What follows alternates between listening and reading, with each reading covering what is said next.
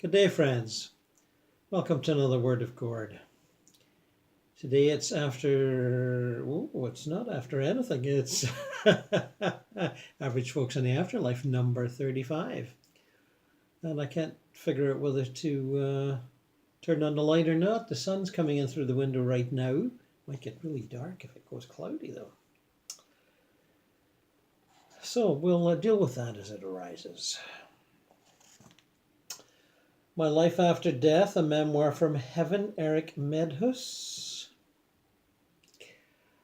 We'll continue on with that, and we'll, if we've got time, compare it to a couple of other texts dealing with similar matters.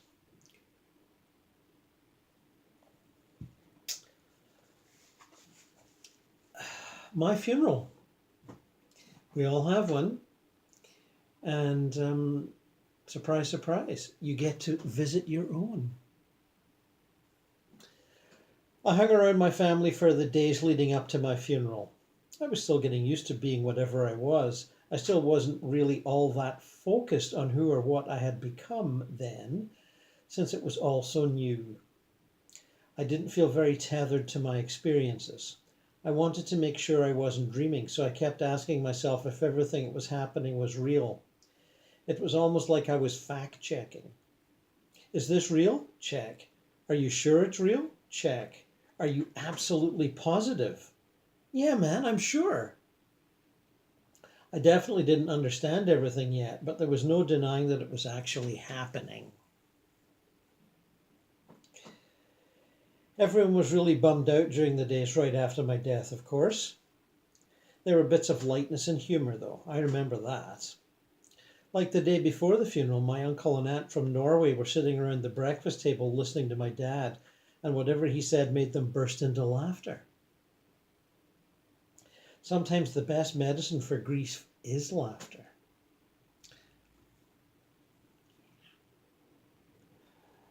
Two days after I died, my mom and dad had to go to the funeral home to make the arrangements. My mom walked around like a zombie, looking at one plot selection to the next. Then they picked out a casket, and I was there in the casket room with them.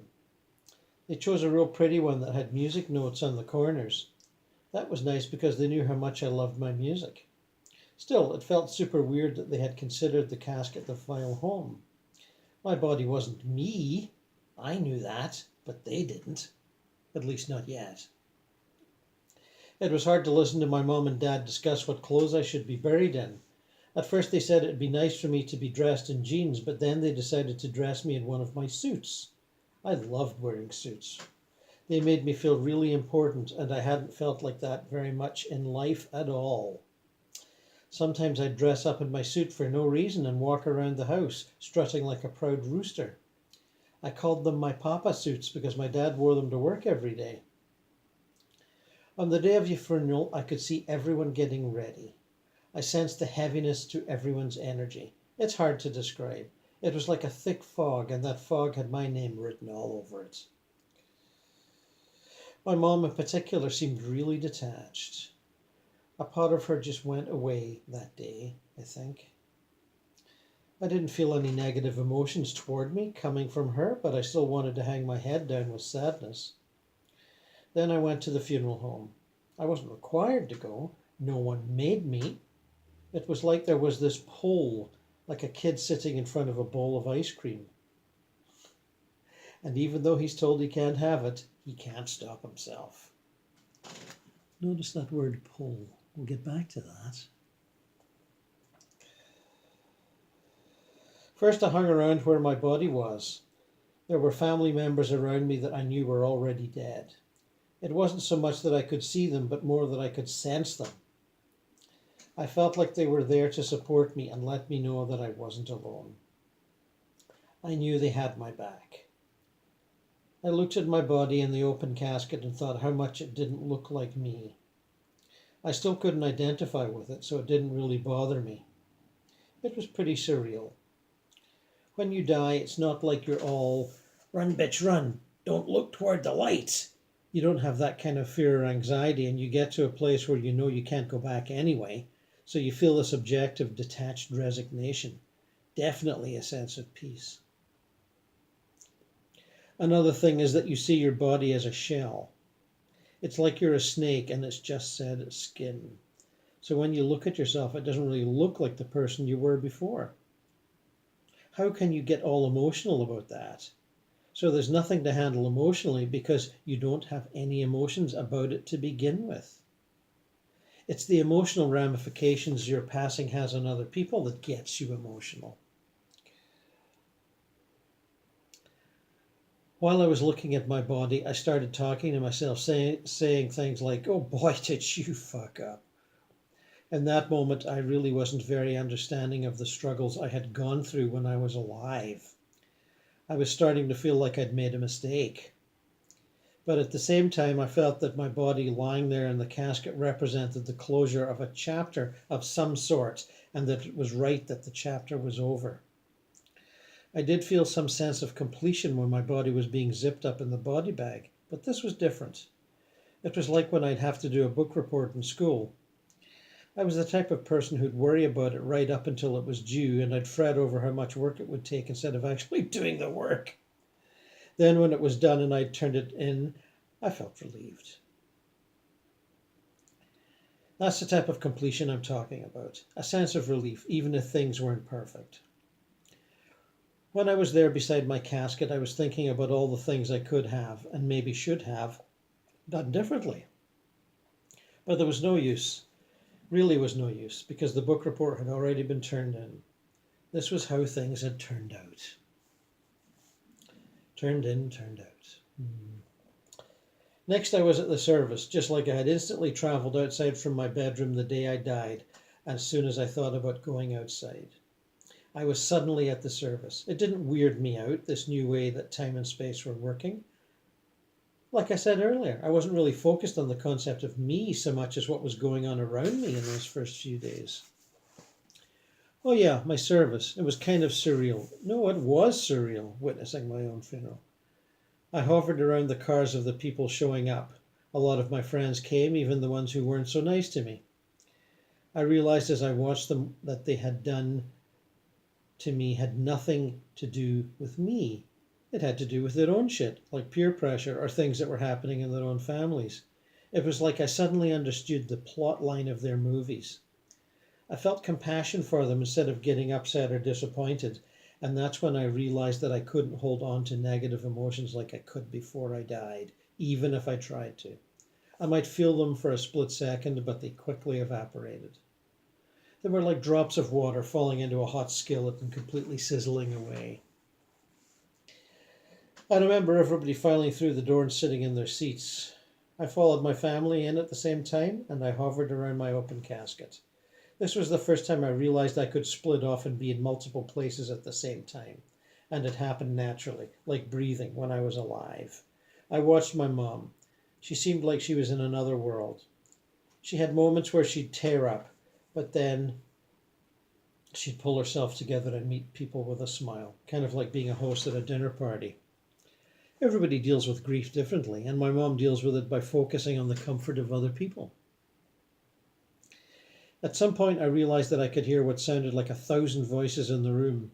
Some of them were talking to me, but not in the way that they would if we were having a direct conversation. It was more like they were talking to me, not with me. Some people asked why I'd done it. Some told me they loved me and missed me. Some asked me if I was all right. Whether they were talking to me or about me, it came right to me in a big symphony of voices. And I should say he's doing well to handle that. Other people, other souls in transition, it freaks them out, that symphony of voices. They hear, and the guide whips them away or they leave themselves or whatever. The weird thing that is, if there were 20 people talking about me, those 20 conversations came right to me all at once, even if they were talking about me to somebody else. Not only did I hear everyone's inner thoughts, but I also felt their emotions. It wasn't confusing, just overwhelming. See? If I were able to slow down and think about it logically, I would have thought that I should have been totally confused, because who can handle so many conversations at once or feel that many things at once? I'm not talking about what feelings they were projecting to people around them. I'm talking about what they really felt inside. If I were to freak out about the whole being dead thing, that would have been the time I'd have done it. I didn't, though. I just let it wash over me and through me. It was intense, but it also felt right. The best part about the funeral was that I felt so much love around me. There was so much laughter. It wasn't what I would have expected a funeral to be like. Sure, I felt sadness, but I felt happiness too. People shared their stories of what they remembered about me, what I had done for them, and how much they appreciated it. I didn't get to hear those things when I was alive. It made me wonder why people don't share that shit more often in life, you know? No one should wait for death to share how they really feel. The place was packed and I was above everybody.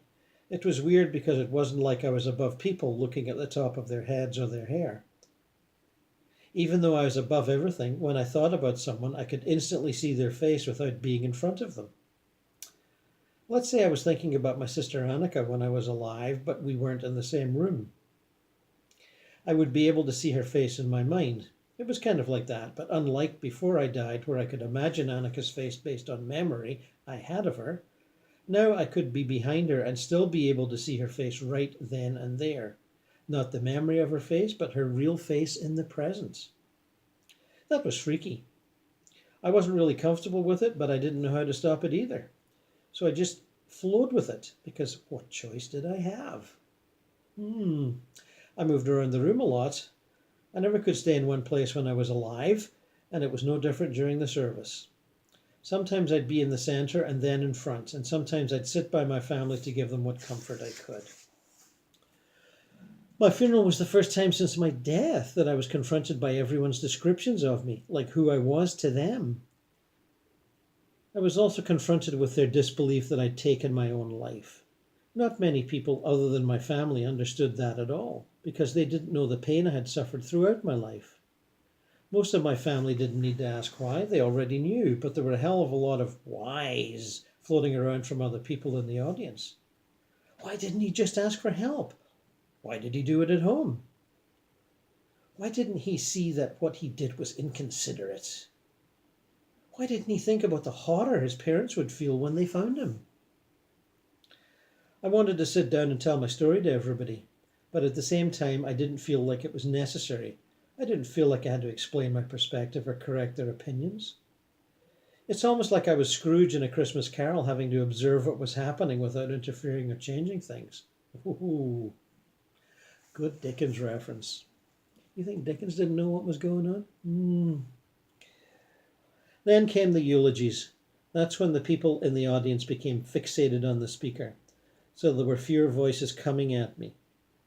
That part of the service was amazing because it was the time it felt like everyone was in unison. Everyone was connecting to the same thought. Everyone was coming together. There's not a word that can describe how the energy in the room made me feel. It was more overwhelmingly healing than anything I'd ever experienced. When someone spoke up and spoke to the crowd and everyone was listening to what that person had to say, I understood how special and how loved I was. Something I couldn't see when I was alive. I'd never felt special, even though my family tried to make me see that I was. I just didn't know how to receive that. I was blocked from this knowledge, but the words in the eulogies destroyed that blockage, and I was finally able to connect to the love I couldn't connect to in life. I'm so grateful for that. When my mom gave her eulogy, I felt like I needed to hold her up. I felt like I needed to help her finish it. It was the first time, that I felt deeply sorry for more than a fleeting moment. I don't remember traveling with the casket when the pallbearers were carrying it out. Instantly, I was at the graveside service. Honestly, the service totally kicked ass because there was just enough religion and just enough real talk to make people say goodbye without thinking they'd missed something. There was something for everyone, the religious and the non-religious. Everybody got what they needed. That's kind of my view of life too. Everyone gets what they need. But we'll pass on that one. When they lowered my casket into the ground, I still didn't have a reaction because I could swear there was somebody else's body. That was somebody else's body. I still didn't feel the need to crawl back into it or take care of it. It was completely, forgive me, dead to me. Even though I didn't have emotions, any emotions at all, I could feel my family's solemn sense of finality. I did feel really bad for my brother Lucas. It would be awful to carry your brother's casket, which he had done. Despite the pain, actually putting me in the ground gave them closure, at least in some small measure. For me, though, it was a release like, now it's about to start. It felt like I was a new beginning. I didn't know of what yet, but it felt like something I was about to start. After my burial, I was still receiving everybody's words and wishes and emotions. There was a shitload of grief and a shitload of curiosity. People wanted to know more. The rest of the thoughts that filtered across my consciousness were just stories and memories. It was like I was strolling down somebody else's memory lane. I still focused on all that instead of stuff like, where is my fucking bright white light? Where's my big steed that I ride off through the pearly gates on? How do I get out of here? Well, let me tell you guys right now, I didn't fly off into some tunnel of light on the back of a majestic steed.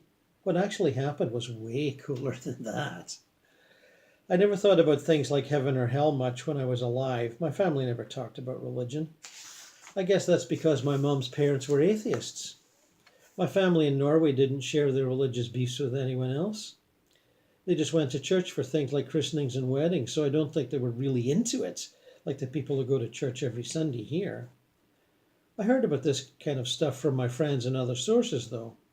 I also heard that people who were off themselves end up in some sort of purgatory or place like with, fucking fire and brimstone. So I was a little worried I'd end up there. Those thoughts made me think about my mom. She was always the one I went to when I needed comfort. So right after the funeral, I followed her around the house, trying so hard to get her to see me. She didn't right away.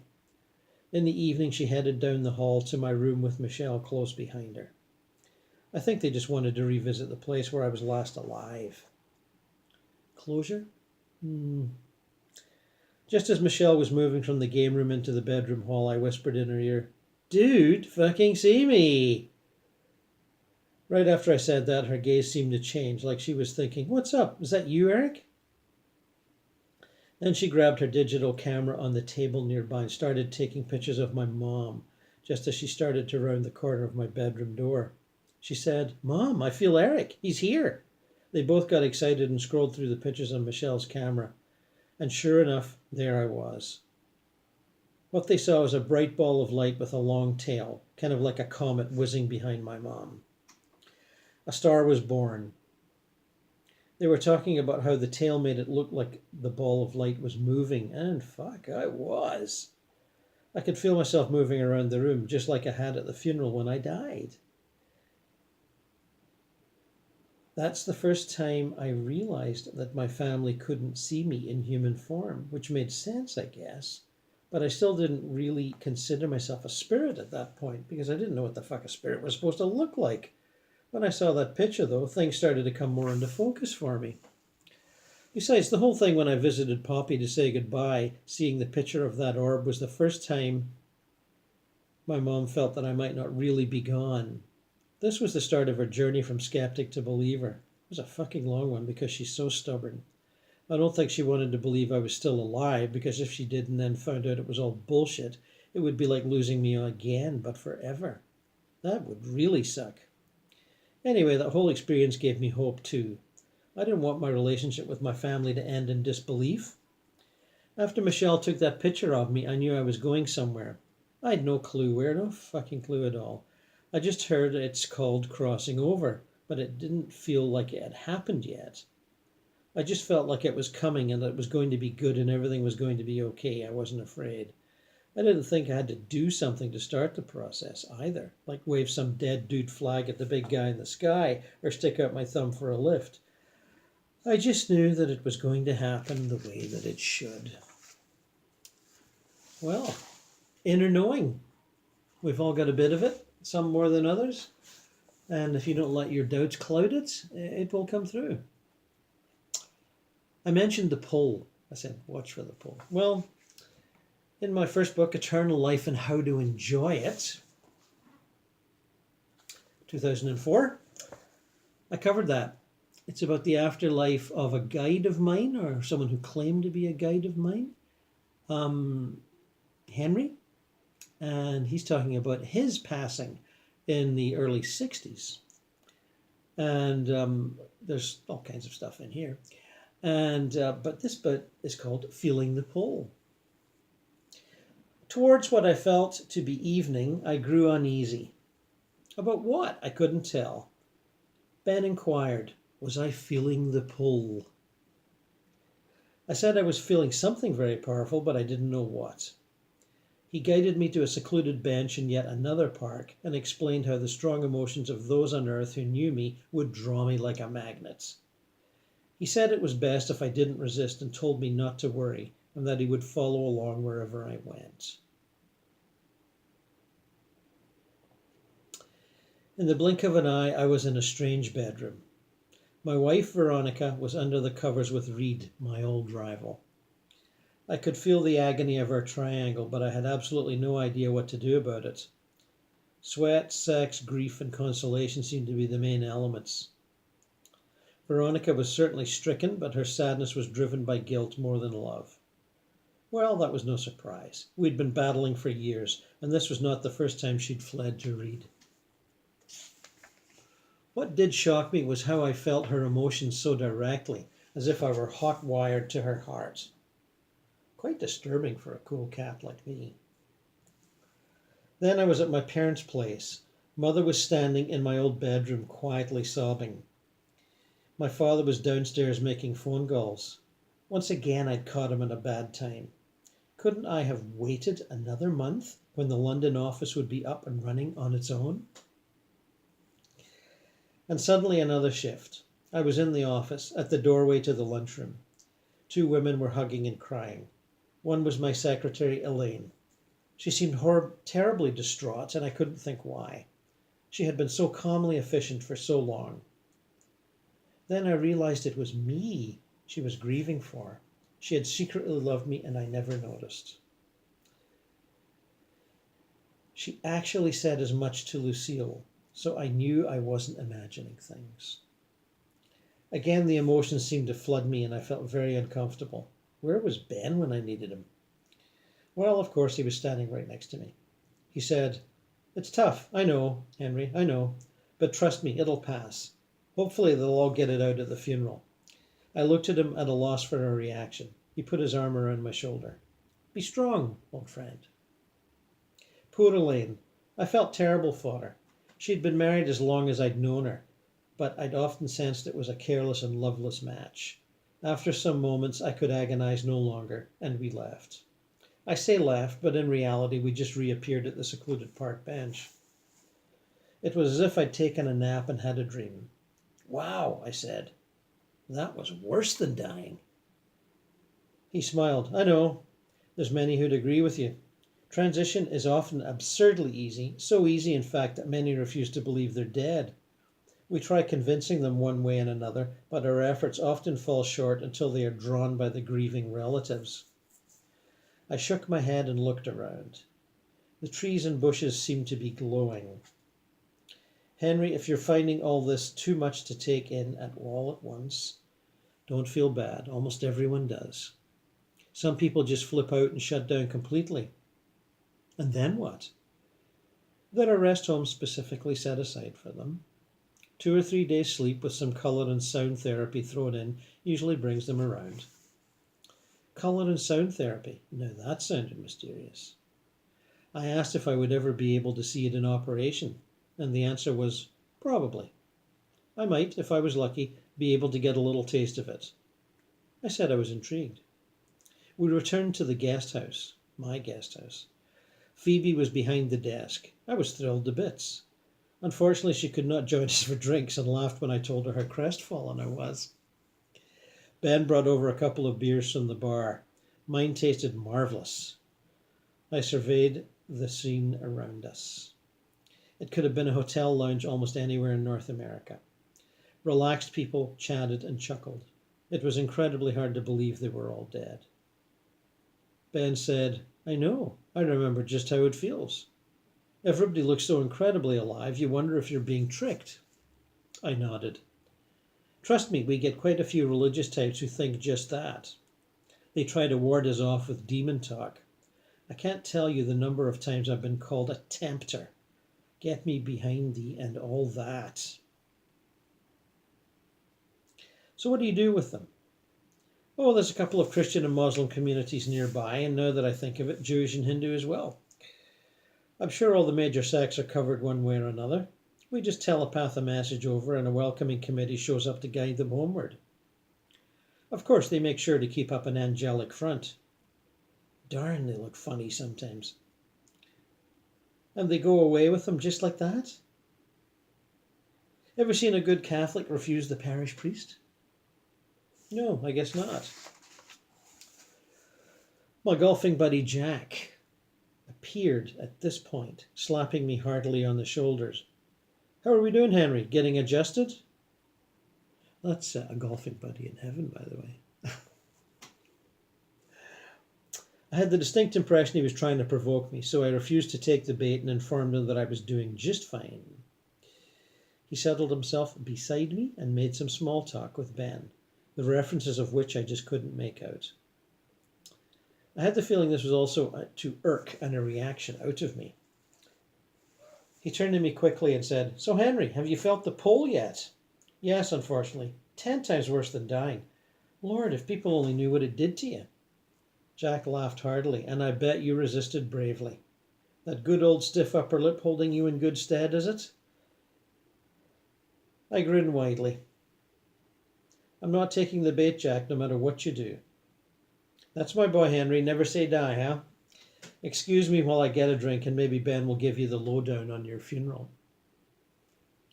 Apparently, I had to attend my own funeral. Ben said not to worry, almost everyone did it here. In fact, in some spots it was all the rage, with people one-upping each other on attendance figures and flowers. The poll, he went on, was quite irresistible. So many people all thinking of you. Resistance, he claimed, was more or less futile.